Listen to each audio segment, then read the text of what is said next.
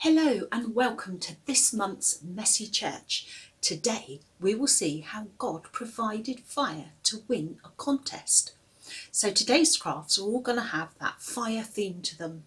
But first let's have a couple of songs. We're going to do Our God is a Great Big God and Nothing's Too Big, Big, Big. So sing along, join in with the actions, and if you don't know the actions, just dance along as you sing. Our God is a great big God. Our God is a great big God. Our God is a great big God, and He holds us in His hands. Our God is a great big God. Our God is a great big God. Our God is a great big God, and He holds us in His hands. He is higher than a skyscraper, and He's deeper than a submarine.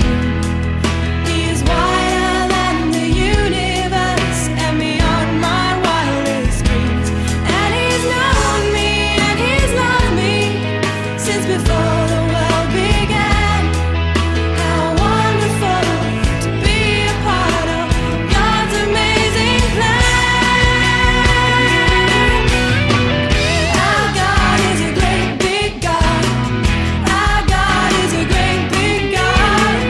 Our God is a great big God, and He holds us in His hands. Our God is a great big God. Our God is a great big God. Our God is a great big God, and He holds us in His hands. He is higher than a skyscraper and deeper than a submarine. He is wider than the universe and beyond my wildest dreams. And He's known me and He's loved me since before the world began. How wonderful to be a part of God's amazing plan. Our God is a great big God. Our God is a great big God. Our God is a great big God, and He holds us in His hands. Our God is a great big God. Our God is a great big God. Our God is a great big God, and He holds us in His hands. Our God is a great big God. Our God is a great big God. Our God is a great big God, and He holds us in His hands. And He holds us in His hands. And He holds us in His hands. And He holds us in His hands. And He holds us in His hands.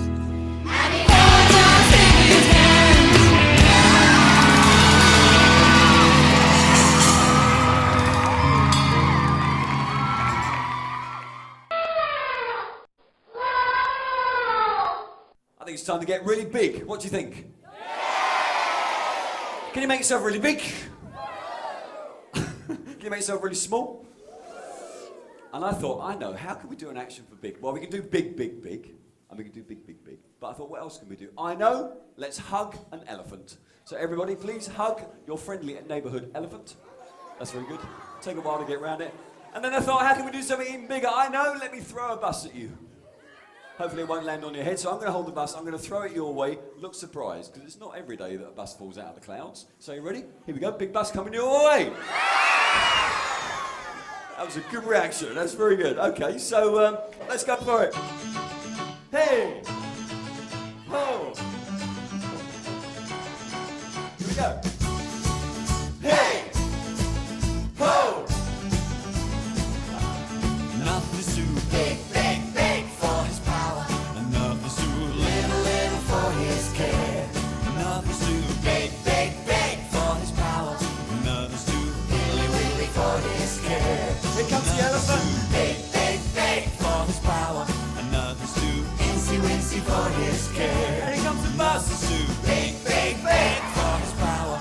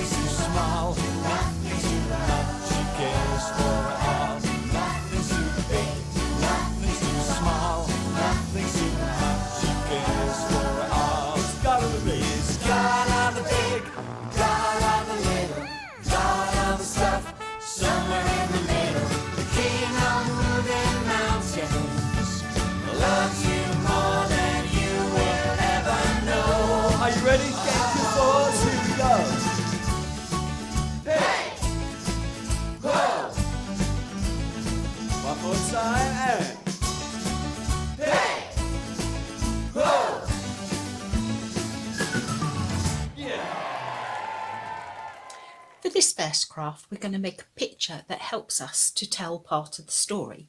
So you will need a piece of A4 card. You can use whatever colour you like. I'm using white. You will need a pencil and a ruler, a pair of scissors, some colouring pens and maybe some pencils as well. So first of all, you take your piece of card and on it you need to draw a picture like this of an altar with the man Elijah next to it. So you can find pictures on the internet if you're not very good at drawing pictures, or you can find a book and trace it out. I traced this picture of something. So you need for the altar a pile of stones and the person, and then on the top of your piece of card draw a flame. Draw it right at the top and make sure it's about the width to go on top of your altar. Once you've drawn that, what you need to do then is get your ruler and your pencil and just draw a line there, and what you're going to do is you're going to cut the flame off the top of the picture, so do it nice and neat so your picture's neat, and then trim the side top bit off of there. So you will land up with your picture and your flame. I've coloured mine in already, you can see. The next thing you do is you need to make a slit at the top of the altar here for your flame to go in. So I put my flame there where I wanted it, got my ruler and found the top of the altar there, and you see I've just drawn a line the width of my flame, or just slightly wider. Then you cut that piece out and you land up with your picture here, which you can then colour whatever colours you want. And you could colour in the whole of the background. You could draw hills in the background, you could draw a sky and a sun. It's up to you how much colouring you do.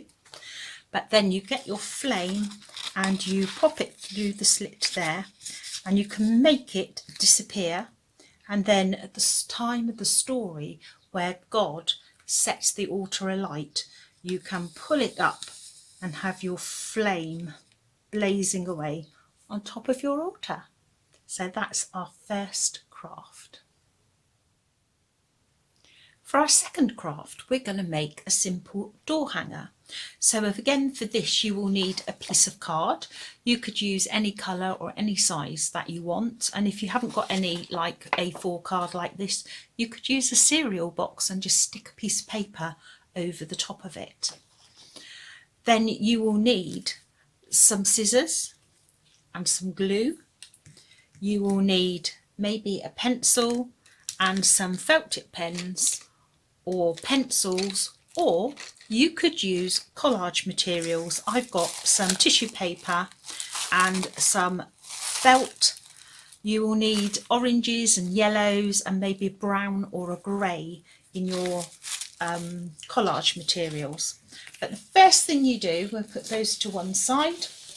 The first thing you do is fold your piece of card in half, unless you've got it like the size of your door hanger that you'd like. But my A4 piece is ideal cut in half, like that. Then once you've done that, you draw a circle near the top here with a slit. I've got one here that I've done to show you. So you've got a circle there and a slit, and you cut those out, and that will be the bit that you put over the door handles. And you see I've cut mine out ready to show you. And once you've done that, you can either keep it folded in double so that it makes it a bit stiffer, or you could cut it down the middle there and have two door hangers to make. Choice is yours. So the first thing you do then is write "Keep trusting God" just under the hole that you've made. And then what you're going to do is do a picture of an altar with flames on it. So you've seen the picture from the first craft.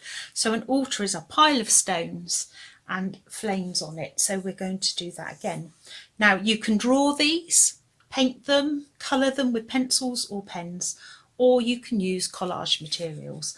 And You see here I've used collage materials on mine, so I've cut out the little pebbles out of the brown felt and stuck them on and made flames out of felt and tissue paper. I've left some of the bits of the flame loose so that they makes it a bit 3D.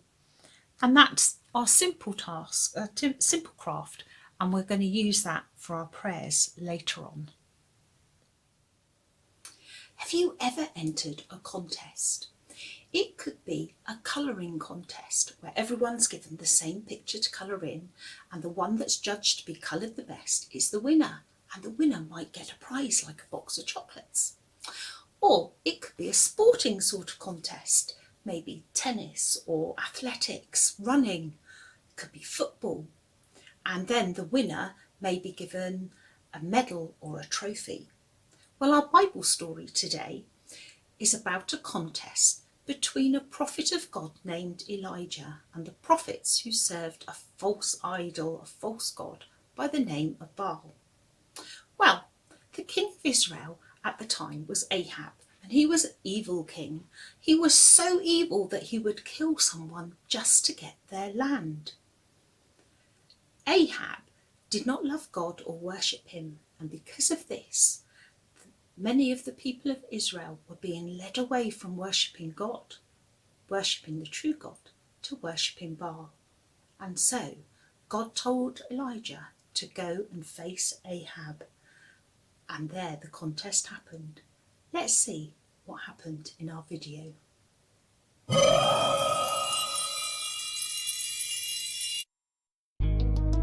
King Ahab and his evil queen Jezebel have led Israel astray by worshipping other gods. The land is gripped by a terrible drought. While the prophets of God have been under siege by Jezebel's orders to kill them, the worship of Baal has flourished.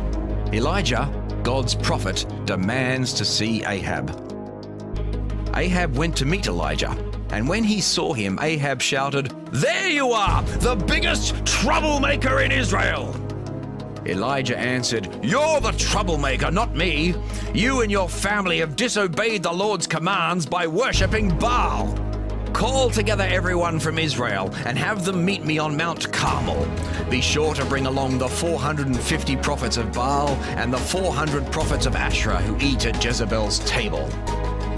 Ahab got everyone together. Then they went to meet Elijah on Mount Carmel.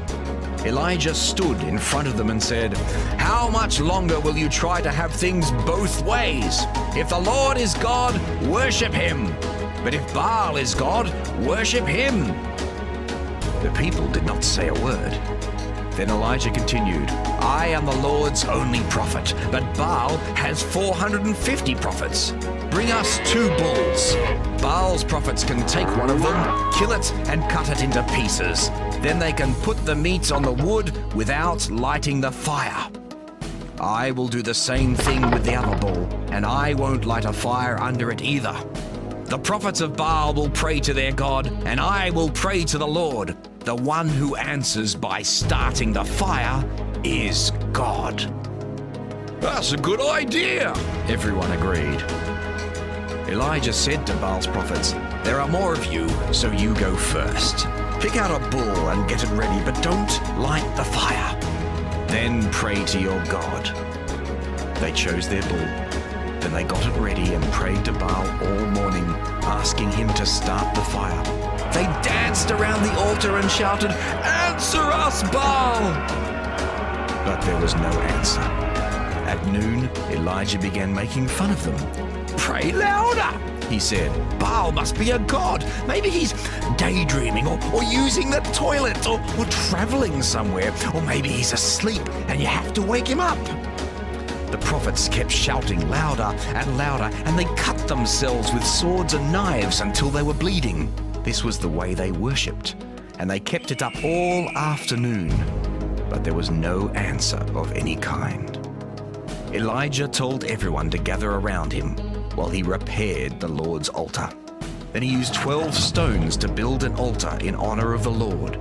Each stone stood for one of the tribes of Israel, which was the name the Lord had given to their ancestor Jacob. Elijah dug a ditch around the altar, large enough to hold about 13 quarts. he placed the wood on the altar. Then they cut the bull into pieces and laid the meat on the wood. He told the people, "Fill 4 large jars with water and pour it over the meat and the wood." After they did this, he told them to do it 2 more times. They did exactly as he said, until finally the water ran down the altar and filled the ditch. When it was time for the evening sacrifice, Elijah prayed, "Our Lord, you are the God of Abraham, Isaac, and Israel. Now prove that you are the God of this nation, and that I, your servant, have done this at your command. Please answer me, so that these people will know that you are the Lord God, and that you will turn their hearts back to you." The Lord immediately sent fire, and it burned up the sacrifice, the wood, and the stones. It scorched the ground everywhere around the altar and dried up every drop of water in the ditch. When the crowd saw what had happened, they all bowed down and shouted, "The Lord is God! The Lord is God!" Just then Elijah said, "Grab the prophets of Baal! Don't let any of them get away!" So the people captured the prophets and took them to the Kishon River, where Elijah killed every one of them.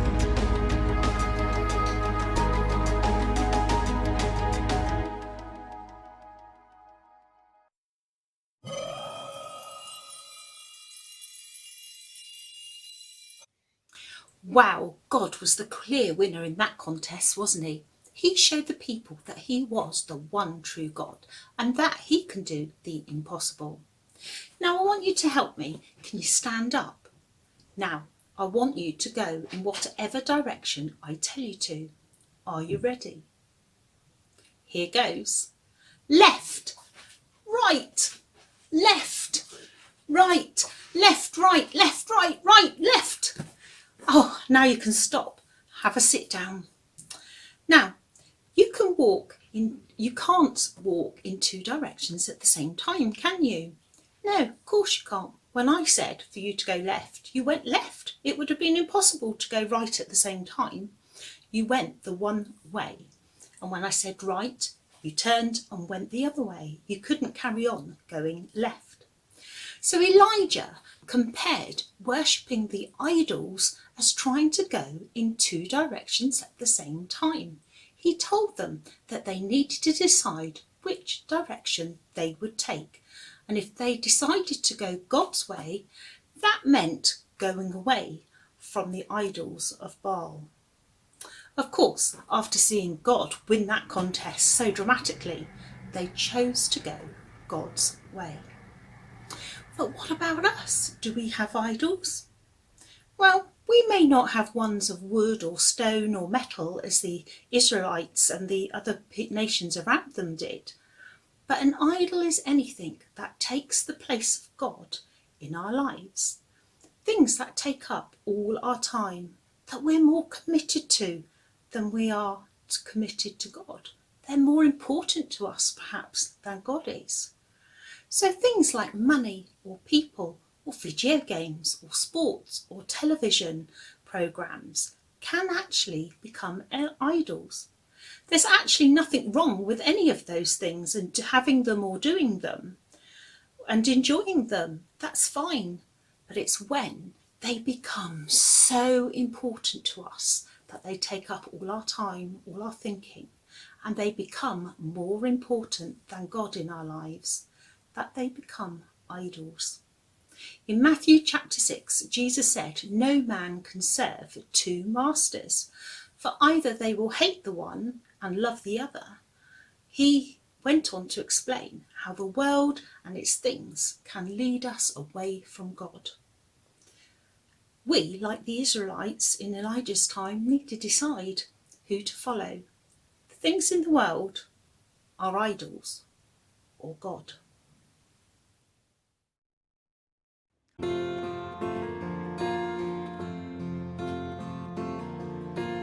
I love you more than words can say.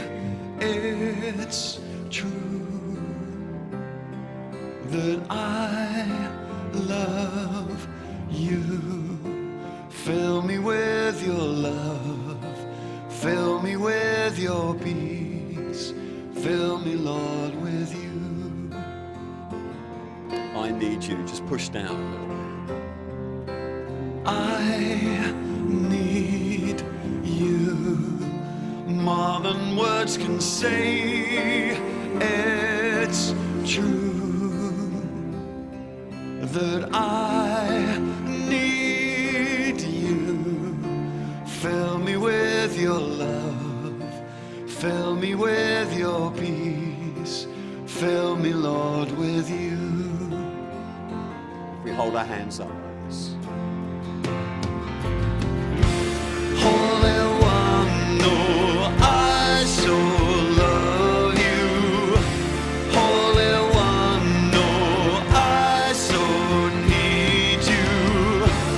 Holy One, I will sing your praises forever and ever. Amen. Holy One, oh, I so love you. Holy One, oh, I so need you. Holy One, I will sing your praises forever and ever. Amen.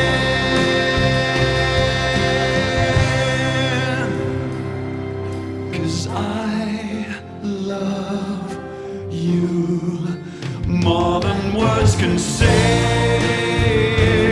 It's true that I love you. Oh, fill me with your love. Fill me with your peace. Fill me, Lord, 'cause I need you more than words can say. It's true that I need you. Fill me with your love. Fill me with your peace. Fill me, Lord, with you. Father God, thank you that you love us. The love that will never, ever, ever change. Nothing will stop you loving us. Loved by you forever. Thank you.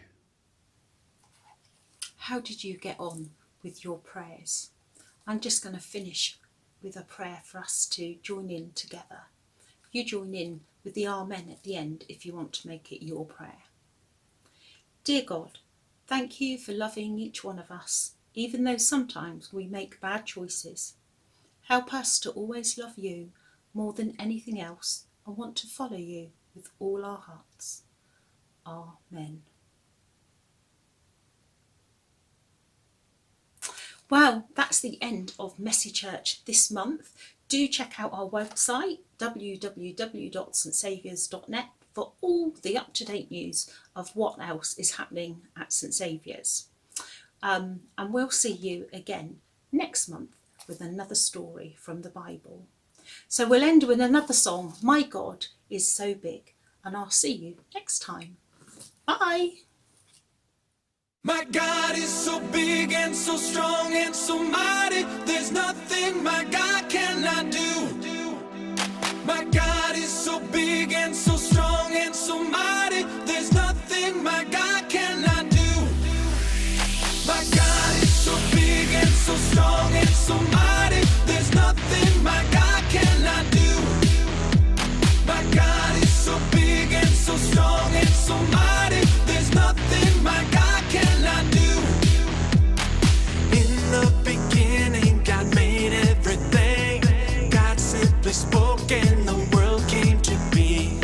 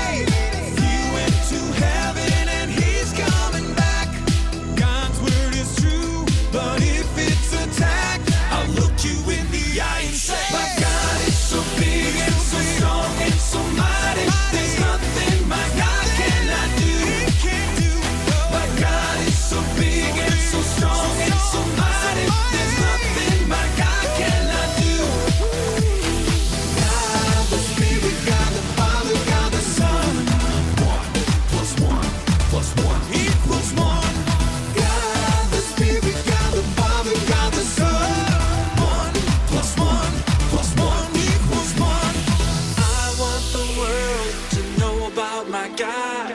I wanna live so the whole world can see that my heart has changed, I'm forgiven and new. If people need proof, may they see it in me. Let's look the world in the eye. Let's look them in